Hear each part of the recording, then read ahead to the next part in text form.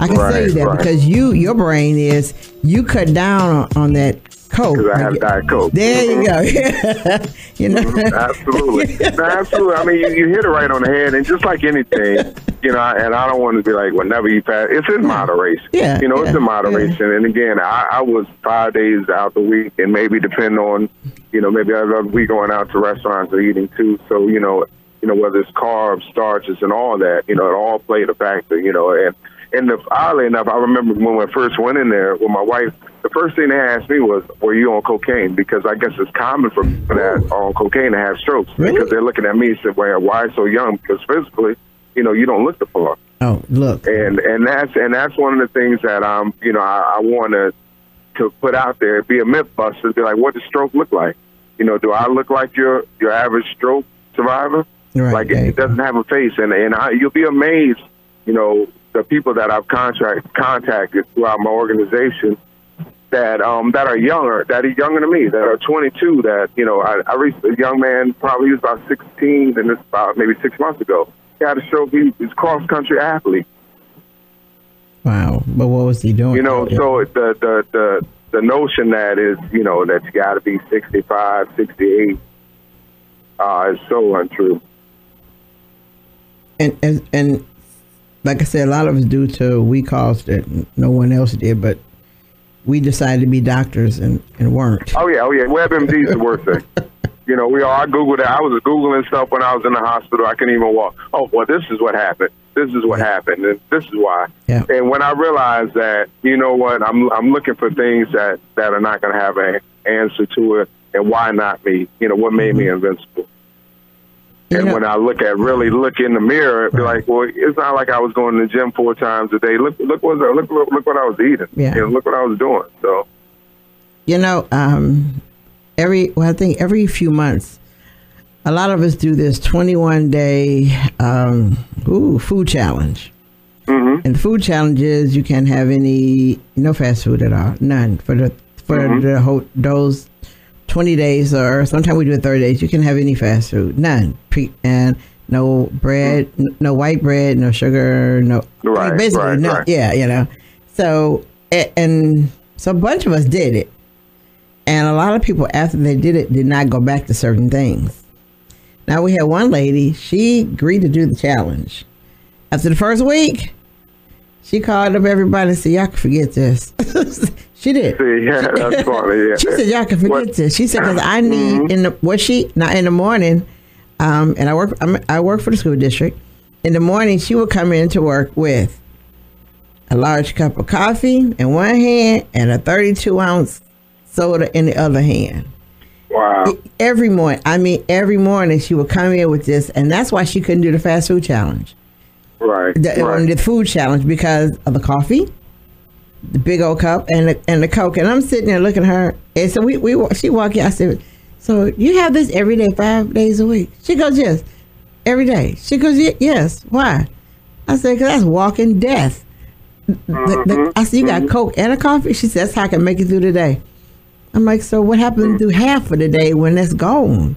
You know, and she said, I go get something out of the machine or whatever. But I'm like, to have your every day, you come to work, and this is how you got to work.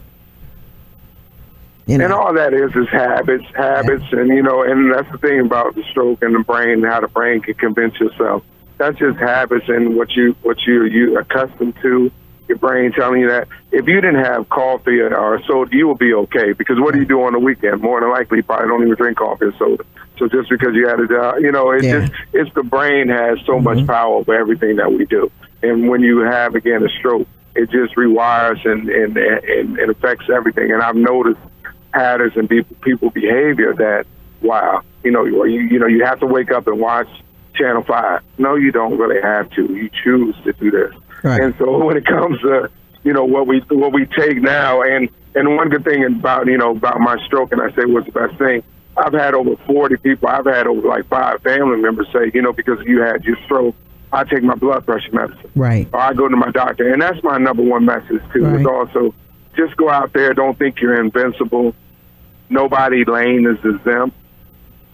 And, you know, we all have people that goes, you know, that we know that, you know, to your point, that drinks that 32 ounce of soda and coffee every day that you know that you just walking around and you're doing damage to your body and you're not seeing it.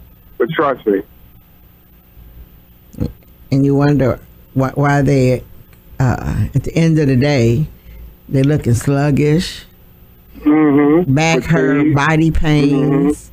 I mean, they look wore out at the end of the day. You go, really? For real? Yeah. You know, and immune system shot, always sick, and always got a cold. Yes, you know, and I look at, okay, I work with special needs kids, and people said it's a stressful job, and I don't know when it's stressful because I have too much fun.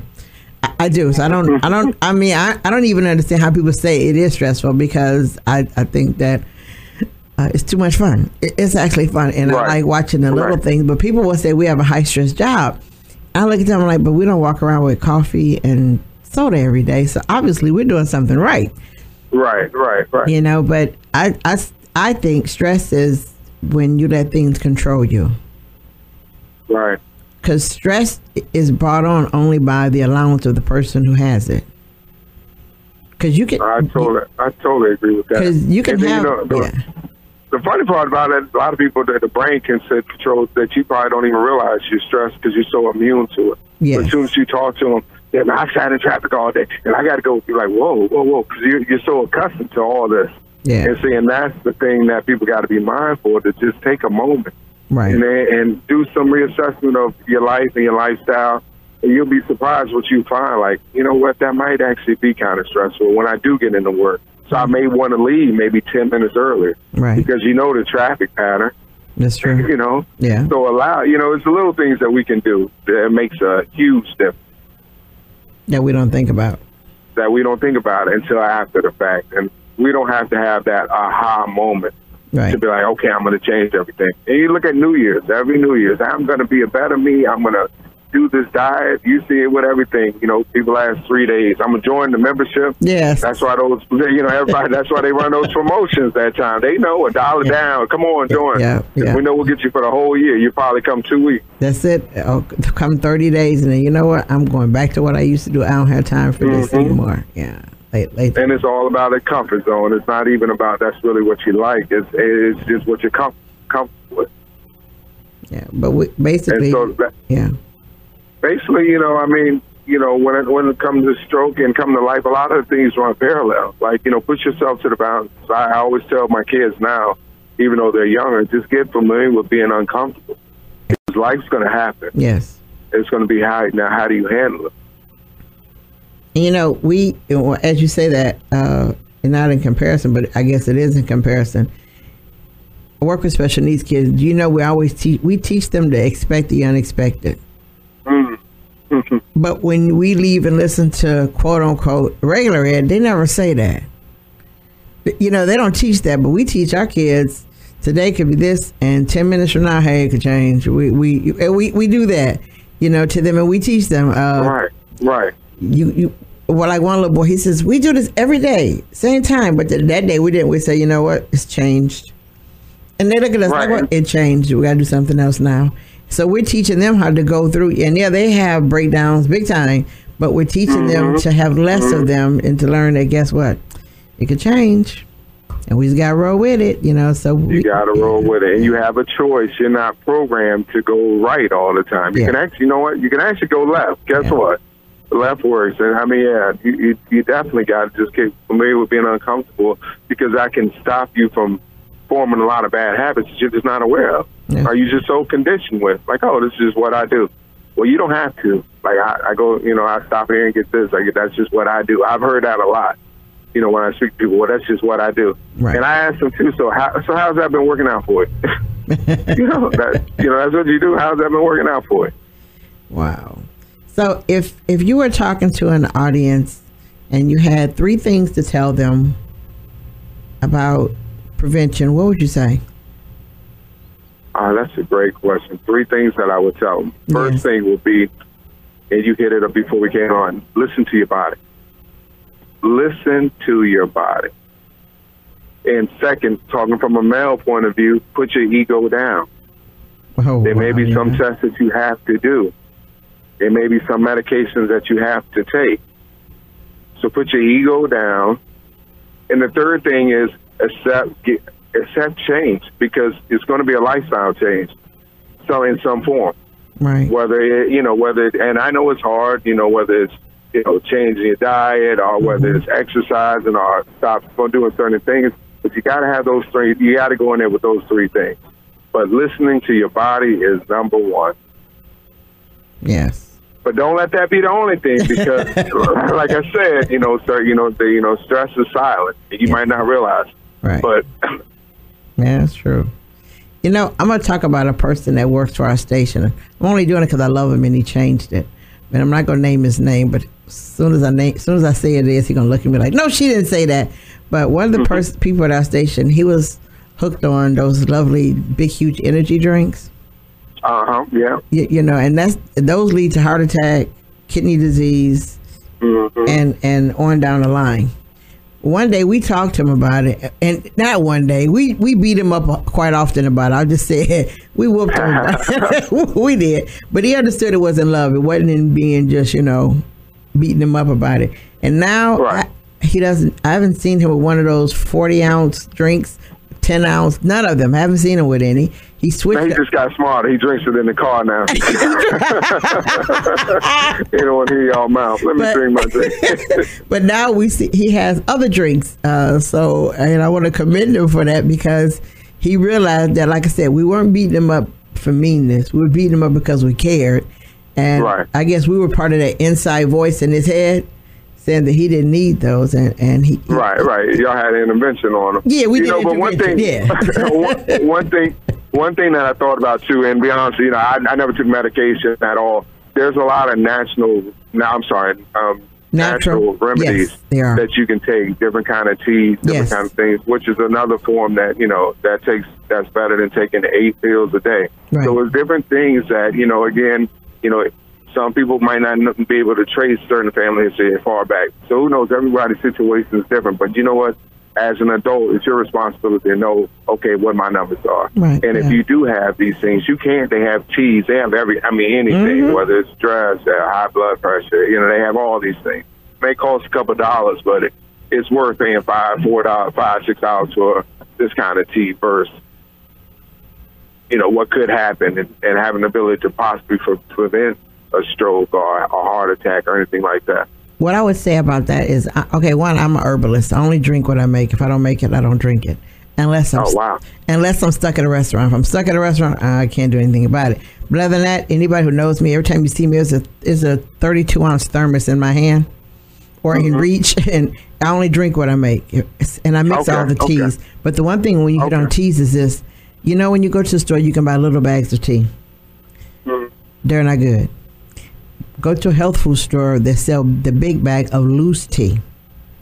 If you buy a bag of tea in tea bags, the little ones, and you open it up, you're going to see various pieces in there. And only a little bit of part of the tea that you actually wanted. So if anybody's going to do herbs, and you look them up online and you can find out what herbal teas help, and they do, you go buy a big bag of loose tea, of that same tea in a loose bag, at your health food store. It's a big bag, and it's loose. It's more potent because that's all that's in that bag. So if you're thank you for that. I don't think a lot of people know that. I think I'm paying $8, so I got something good. It's $9, so this got to work. That's good. That is great information to know. Yeah, I'll pick one. Hibiscus. Hibiscus is very helpful to you, and so is green tea. So if you're going to use one of those teas, you're going to go to a store or to a health food store and get the bigger bag of loose tea. You open it up. All you're going to see in there, hibiscus is hibiscus. That's it. You open up a big loose bag of green tea. All that's in there is green tea. But I guarantee you buy those teas, and then you go get a little box of tea in the bag. Open up that bag and compare it to those two. You're going to go, what was I actually taking? You're taking little tea with a bunch of fillers in there that don't mean anything. Wow. So herbal teas are great. They're fantastic, but they're only good when you buy the bag that's loose, that's actually all in there. Okay. Yeah. Well, now that we're kind of going down that path, what about supplement pills? Do you recommend any? Some of them, you can get some of them are good. You can read up on them, and a lot of them. Some people won't take the tea, but they'll buy the supplement of it in a tablet form. Okay. Like hibiscus. Some people don't like hibiscus tea, and some say, well, I'll go get the pills for it. Me, I make a blend. Okay. I make a blended tea of 5 different teas. So my tea is blended with 5 different ones, and I know what they are. And I blended that away. But some people won't take the teas. They're just not tea drinkers. Right. So they'll go get the supplemental instead, and that's fine. But but when you do, you make sure you don't use the brand of your store you're buying it from. Oh. Yeah, because that brand of that store, I'm not going to say what store, but the brand of the store and the brand that's nationally known, that's more known, is actually all of the tea. The other one, all of the pill that's in there, not the other ones. Oh, okay. Okay. Yeah. Well, see, that's great information. Because I've been trying to incorporate, tea and supplement pills too. Yes. Right now I have my numbers steady because it's been a period of time, and that's another thing when you're recovering, whether it's stroke or blood pressure or anything, there are more than one. Yes. So again, going back to what we said earlier, listen to your body, because it's one that one blood pressure that we shouldn't be taking anyway. It increases your chances of damaging the kidney. Right. So just because they give you one doesn't mean you don't have to take, because they all have different side effects. Well, I want you to try to find. I want you to study hibiscus. Oh, I will. I definitely will. And you and this going to be best friends. Okay. Okay, I believe it. I do believe it. You two will be best friends. You will. Yeah, that'll be your new partner in life. You be like, hey, yes. And instead of using sugars for your teas, use honey. Okay. Honey is natural. That's the one thing. Honey is natural. Your sugars aren't.